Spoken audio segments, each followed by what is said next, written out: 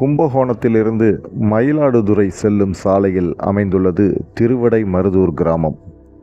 இங்கு சிவபெருமான் மகாலிங்கேஸ்வராக மிகப்பெரிய லிங்க வடிவில் காட்சியளிக்கின்றார். பார்வதி தேவி காந்திமதி அம்மனாக இங்கு அருள் பாலிக்கின்றார். மேலும் இன்னும் ஒன்று மிகச்சிறப்பு என்னவென்றால், தாய் மூகாம்பிகைக்கென்று தனி சன்னதி ஒன்று இந்த ஆலயத்தில் உள்ளது. இந்த ஆலயத்திற்கு என்று தனி ஒரு தல வரலாறு இருக்கிறது. அதை என்னவென்று தற்போது பார்க்கலாம், வாருங்கள்.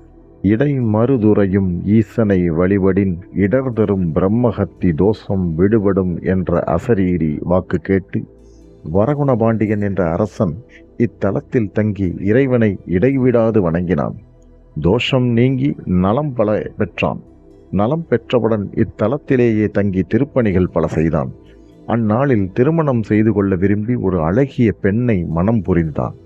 மனம் முடித்தவுடன் அப்பெண்ணின் அழகிய திருவுருவம் கண்டு இப்பெண் கடவுளுக்கு மட்டுமே ஏற்றவள் என்று கருதி மகாலிங்க பெருமானிடம் ஏற்றுக்கொள்ளுமாறு மனமுருகி வேண்டினான்.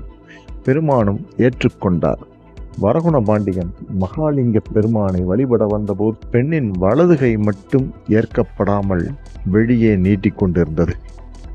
அதனை கண்ட வரகுணபாண்டியன் அச்சமுற்று, அந்த பெண் எந்த பிழையும் செய்யவில்லை, திருமண நாளன்று நான் அவளது வலதுகை பற்றியது மட்டும்தான் பிழை, எனவே அதனை தாங்கள் பொறுத்தருந்து அப்பெண்ணை ஏற்றுக்கொள்ள வேண்டுமாறு மகாலிங்க பெருமானின் திருவடியை பணிந்தான். அதன்படி அப்பெண்ணை முழுமையாக ஏற்றுக்கொண்டு தன்னுள் ஐக்கியப்படுத்தி கொண்டு வரகுணபாண்டியனுக்கு காட்சி கொடுத்தார் என்பது வரலாறு.